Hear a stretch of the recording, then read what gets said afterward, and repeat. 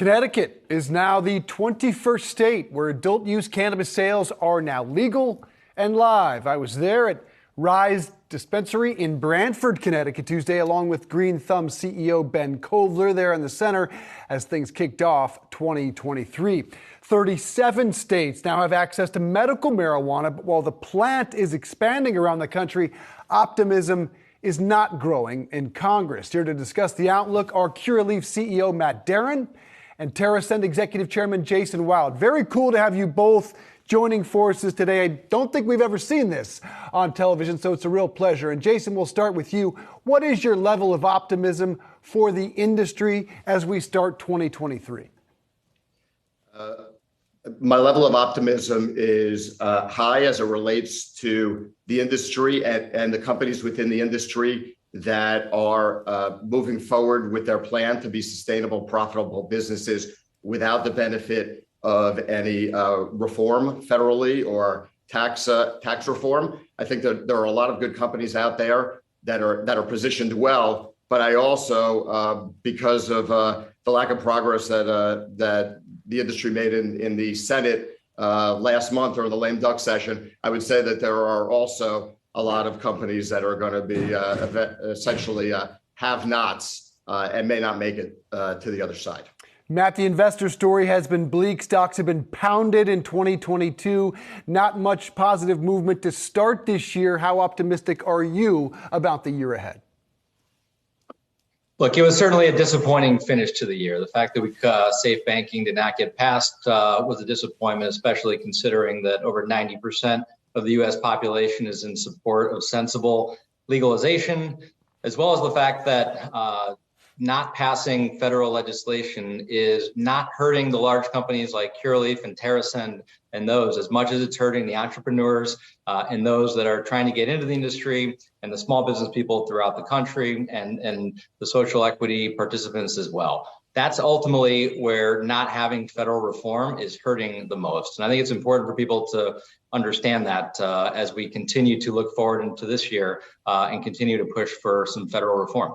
Yeah, Jason, safe banking repeatedly passes the House, but now it's in Republican control, so we can assume that has stopped.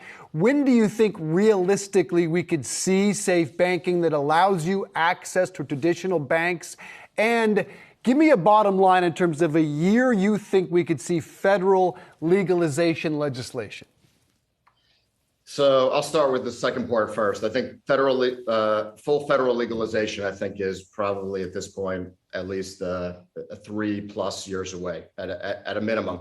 As it relates to SAFE or some of the benefits of SAFE, I think we're probably looking at some chance of it happening this year. But as you mentioned, the Republicans control the House now. Unfortunately, when the Democrats controlled it, I believe SAFE passed about 7 times. But now the Republicans control it, and that does not improve our chances. The fact is, SAFE was incremental, and the benefits of SAFE were incremental in the first place. I'm not sure that we necessarily need SAFE, but we certainly need some progress as it relates to what we believe are unconstitutional tax laws about the fact that cannabis companies can't deduct their operating expenses, and the fact that while these companies are operating on a state legal basis, that the federal government is still treating them as if they're violating the Controlled Substances Act. I think that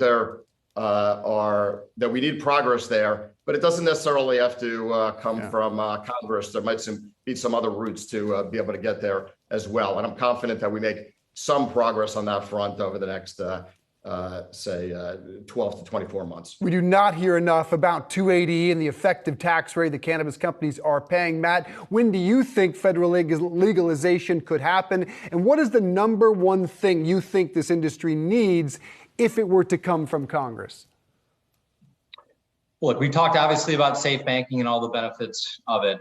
I think in terms of the value unlock and continuing to stabilize the industry, I do think rescheduling, descheduling, removal of 280E will be the biggest catalyst. And whether that happens this year, President Biden has already directed the relevant agencies to be doing their due diligence to evaluate what that looks like.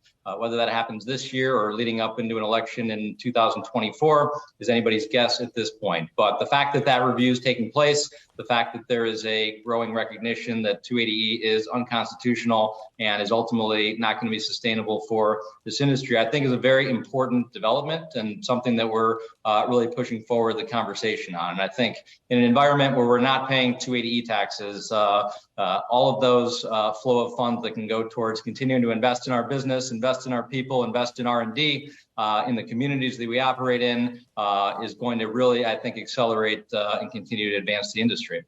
Jason, New York has come online. California was expected to be huge for the business. It's turned out to be everything but quite a disaster based on the size of the black market.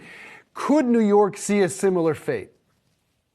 I think New York has different problems than California did. In California, there was a very large cannabis industry that already existed, and the state was trying to bring all the illegal operators in and sort of build the plane while they were flying it. There was a lot of cultivation, obviously, in California.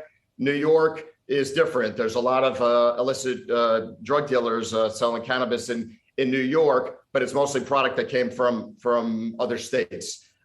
So different issues, different growing pains. I think New York is set up to be a better market than California. Sounds as though consolidation is ahead this year. Matt, Darin, Jason Wild, thank you so much. Have some breaking news to get to. Really appreciate you guys joining forces and talking with us today. Thank you.